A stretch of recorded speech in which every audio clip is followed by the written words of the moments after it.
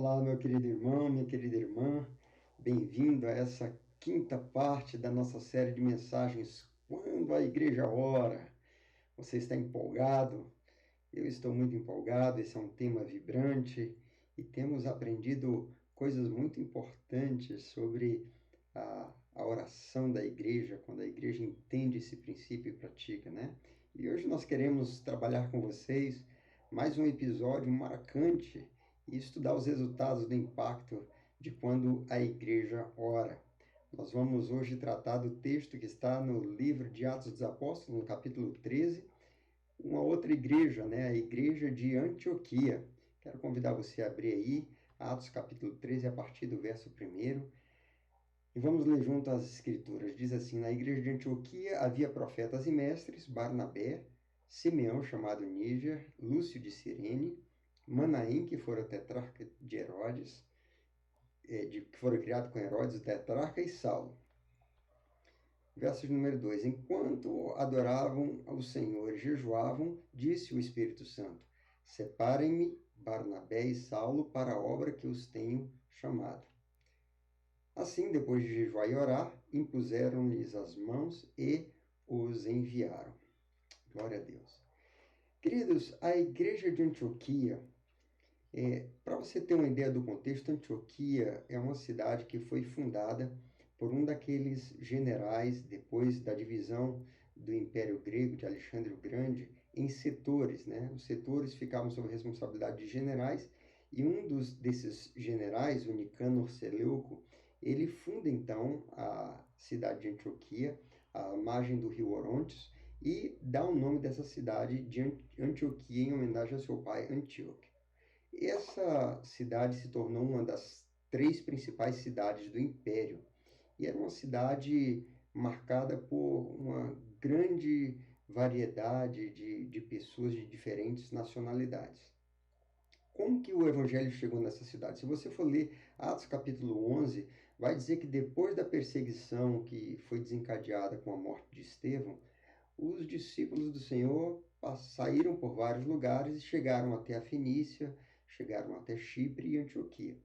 E alguns discípulos que eram sirineus e cipriotas, eles foram até Antioquia e ali pregaram a palavra de Deus, anunciaram a mensagem do Evangelho e muitos gregos se converteram. E a notícia desse fato chegou até Jerusalém, que envia Barnabé para verificar o que estava acontecendo. Quando Barnabé chega ali, Barnabé fica maravilhado com a graça de Deus naquele lugar. E Barnabé vê diante dele um grande desafio de treinar a liderança, de discipular a igreja, de trazer um ensino e um pastoreio. O que Barnabé faz? Barnabé vai e chama Saulo e juntos eles se dedicam então à obra de estabelecer uma organização, um ensino e fortalecer a igreja, e ficam ali sendo os pastores da igreja, podemos dizer assim. E aí o que acontece é que, entre muitas coisas que eles ensinaram que a igreja deve orar. A igreja deve se reunir para orar, porque quando a igreja se reúne para orar, essa igreja experimenta crescimento, essa igreja vai ver milagres, manifestações, essa igreja vai ver as promessas do Senhor se cumprindo, o chamado do Senhor. Então eles começam a fazer isso. E eles começam nessa prática da oração. E o que acontece? Quando eles estão orando, o versículo 2 diz que o Espírito Santo se manifesta naquele lugar. Essa é a primeira lição que nós aprendemos aqui. Quando a igreja ora, o Espírito Santo fala. Veja aí, o verso 2 diz: enquanto adoravam o Senhor e jejuavam, disse o Espírito Santo. Você não se empolga de ser parte, de compartilhar de uma igreja onde o Espírito Santo de Deus se manifesta e fala, onde o Espírito Santo de Deus revela a sua vontade? Essa manifestação do Espírito de Deus aconteceu num contexto onde a igreja estava reunida orando. Enquanto serviam e adoravam o Senhor, enquanto adoravam e jejuavam, disse o Espírito Santo. Então, vamos ver o que o Espírito Santo disse. Vamos lá? O Espírito Santo disse que ele está realizando uma obra. O Espírito Santo também disse que ele tem chamados específicos para cada um. e o Espírito Santo diz que ele realiza essa obra através da sua igreja. Então, olha só, a igreja nasce, a igreja então recebe o ensino sobre a oração e a igreja começa a praticar a reunião de oração. Enquanto ela está reunida orando, o Espírito Santo de Deus se manifesta e compartilha com a igreja algo muito importante. O Espírito Santo de Deus compartilha que ele está realizando uma obra, que ele tem chamados. Cada um de nós, queridos, temos um chamado, temos um lugar nesse corpo.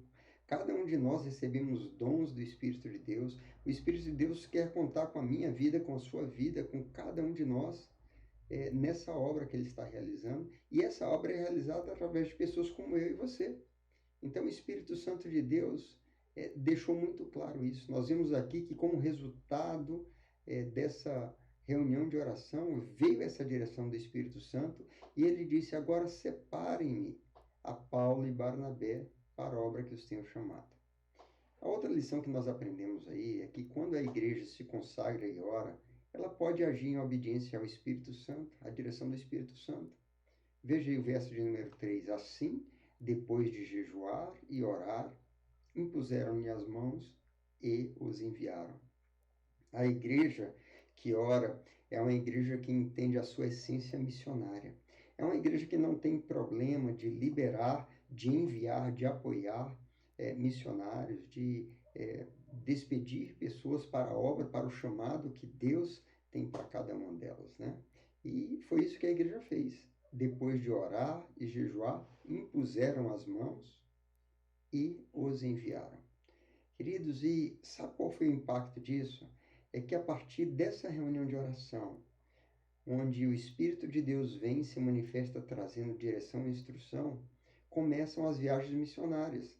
Paulo e Barnabé são enviados por várias cidades, percorrendo toda a Ásia, e essas viagens eles chegam até a Europa, né? Paulo vai chegar até a Europa pregar o evangelho ali. Então, pense em quantas cidades tiveram igrejas plantadas a partir dessas viagens missionárias, que tudo começou com a reunião de oração. Pense em quantas pessoas foram alcançadas com a mensagem do evangelho em diferentes cidades na Ásia e na Europa, resultado de uma reunião de oração onde teve uma visitação do Espírito Santo de Deus.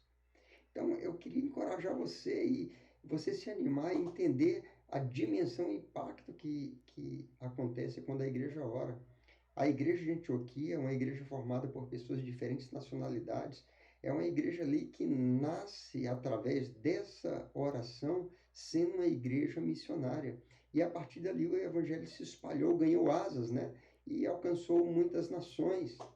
Então, eu queria meditar com você que quando a igreja ora, a igreja tem condição de cumprir a sua responsabilidade missionária. Quando a igreja ora, a igreja entende que missões é uma obra do Espírito Santo que ele quer realizar através de nós, chamando pessoas para funções específicas, para lugares específicos, com dons específicos, e assim o nome dele vai se tornando conhecido, as nações vão conhecendo ao Senhor e se rendem até ele.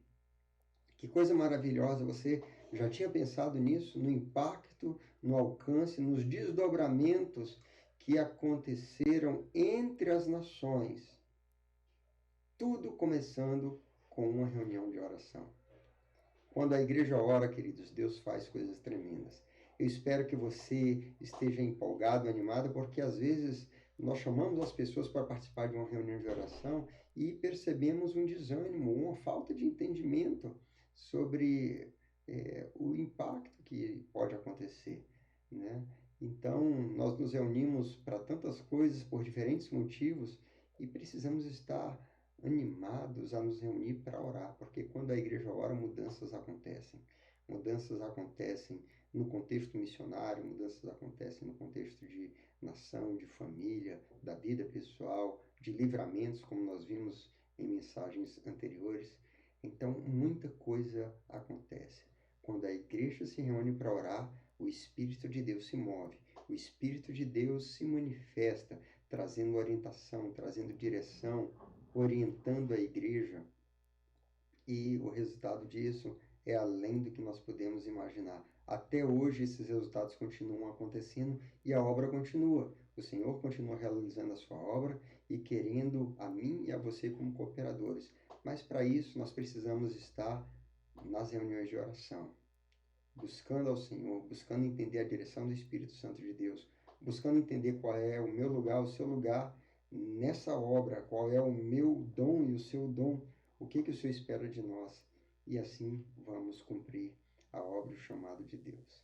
Espero que você tenha sido encorajado, animado, que o Senhor abençoe ricamente a sua vida, seja parte de uma igreja vibrante, ativa, que vivencia a manifestação, a instrução, a direção do Espírito Santo, sendo uma igreja que ora. Glória a Deus, eu me encontro com você numa próxima mensagem. Um grande abraço, fique com Deus. Até a próxima, queridos.